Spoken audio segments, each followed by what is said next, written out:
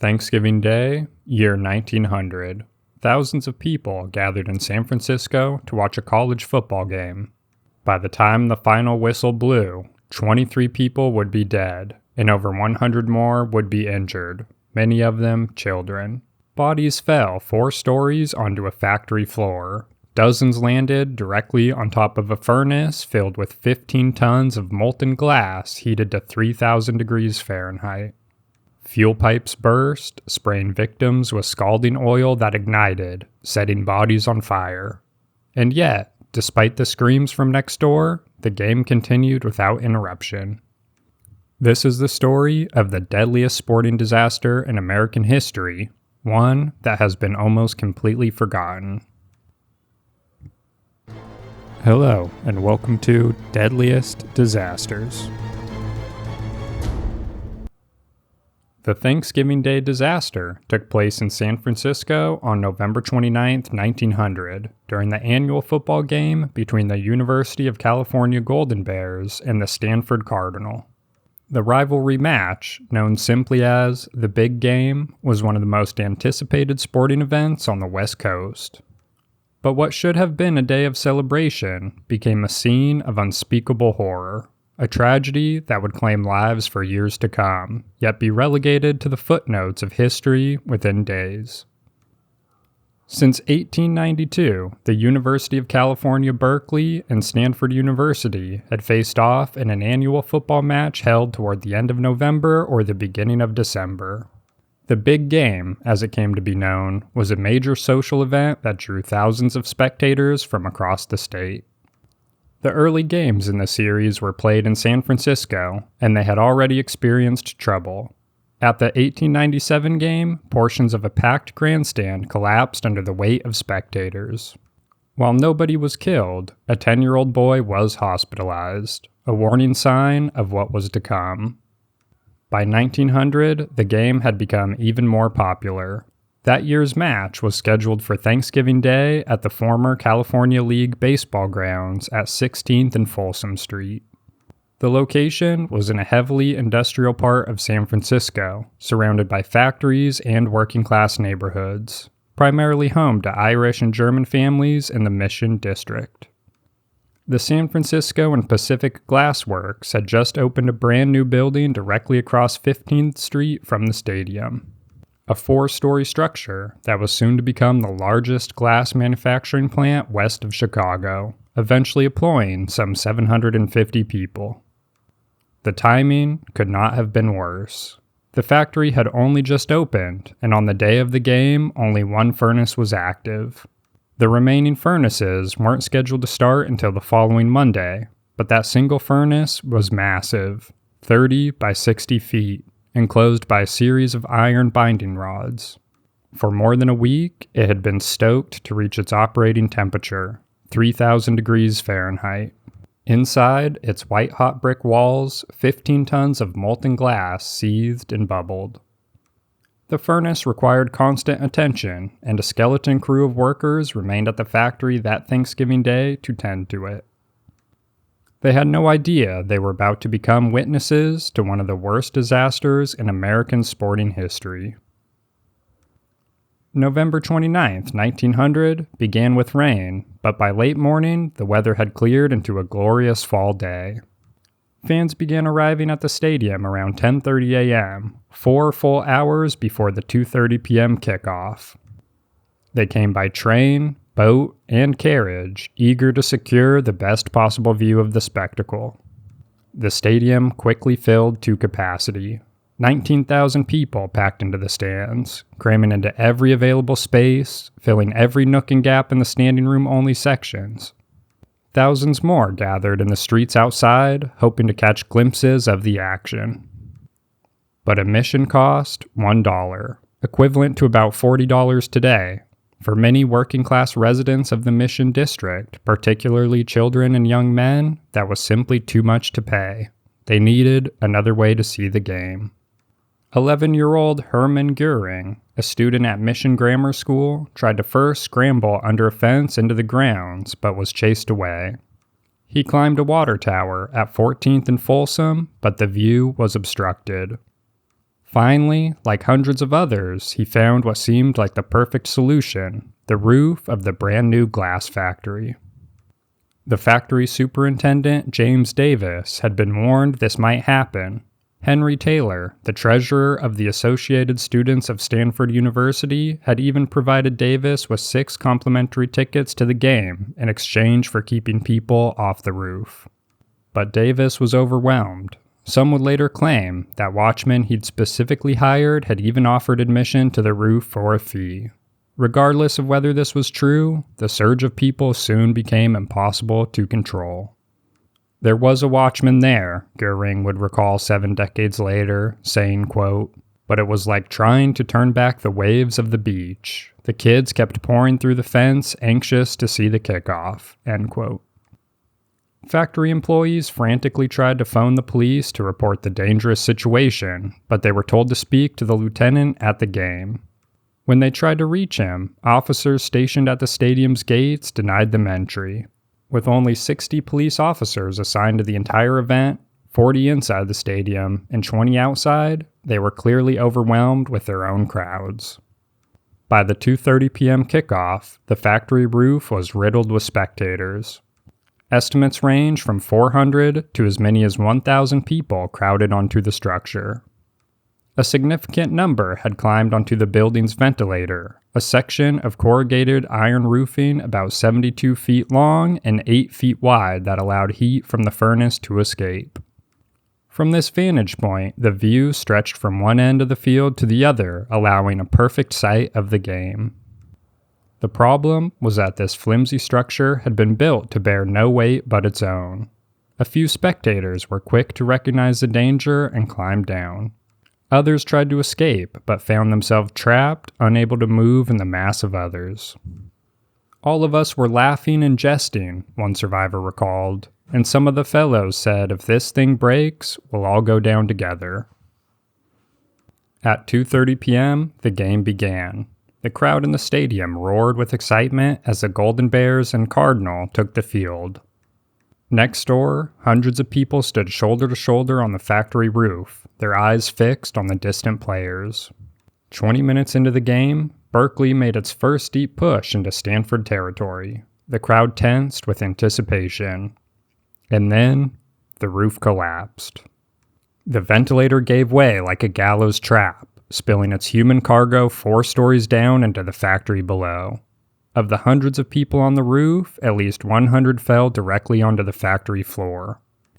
But over 60 more fell onto something far worse, the glowing hot furnace. The surface temperature of the furnace was estimated at 500 degrees Fahrenheit. Those who landed on it began to cook alive immediately. Many were pinned to the scorching surface by the iron binding rods, unable to escape, their bodies literally roasting as they screamed.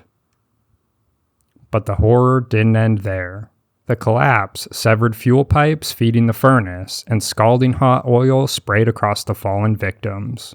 Almost immediately, the oil ignited, setting bodies on fire. Those who had survived the fall now were burning alive.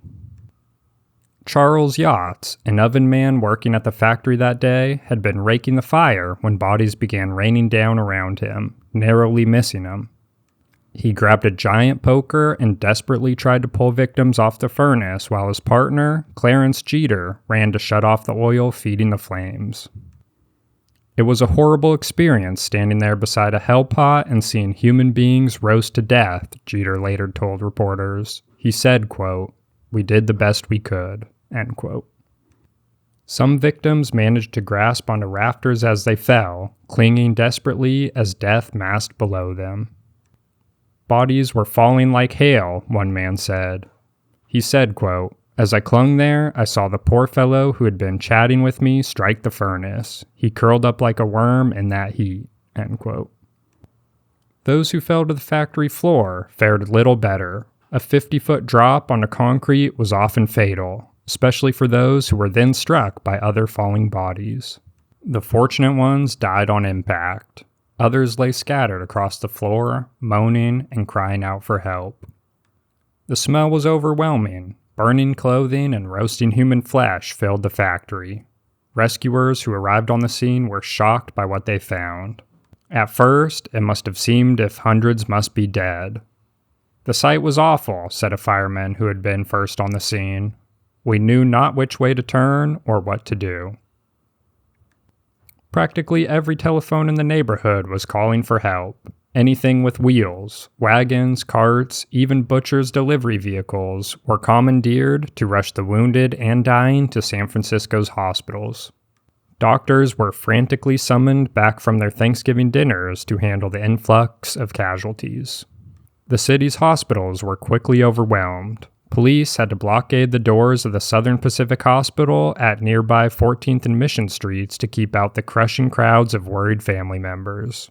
Inside, the scenes resembled a battlefield. The San Francisco Call reported, quote, "Little boys in knee breeches were laid on the floor all along the length of the hall, some writhing with pains and calling for father and mother," end quote. A similar frenzy took place outside the city morgue as coroner's deputies began delivering bodies, some on makeshift stretchers constructed from fragments of the destroyed roof. The influx forced officials to open the city's new morgue, which was still under construction and not yet ready for use. One of the first victims identified was 12-year-old William Eckfeldt. His weeping father recognized the boy's disfigured body only by his socks. Edgar Flahavan, a classmate of Hermann Goering at Mission Grammar School, died in an ambulance on the way to the hospital. While the tragedy claimed victims ranging in age from children to middle-aged adults, the oldest being Mek Van Dyke, who was a 46-year-old minor, but most were boys and young men. The youngest victim was Lawrence Meal, who had turned 9 just 1 month earlier. Most were poor and lived within walking distance of the stadium. 13 victims were declared dead that day. Scores more were hospitalized with terrible burns, broken bones, and internal injuries. The death toll would continue to rise in the days, weeks, and even years to come as the injuries were just too great to survive. Here's perhaps the most chilling aspect of the entire disaster. The football game never stopped. Players on the field heard the crash. The crowd's attention momentarily shifted to the north side of the stadium, where a commotion seemed to be happening, but the game continued. The bands played and the crowds cheered. The screams from next door were drowned out by thousands of voices urging their teams to victory. With no real way to communicate through the noise and chaos, information about what had actually happened spread slowly through the stadium. Those in the high bleachers could see the flurry of ambulances outside. Some heard police and ushers appeal to the stands for doctors. But apparently, no one on the field knew what had occurred. The game was ultimately decided in the final minutes by a single score, the first successful field goal in the history of the big game.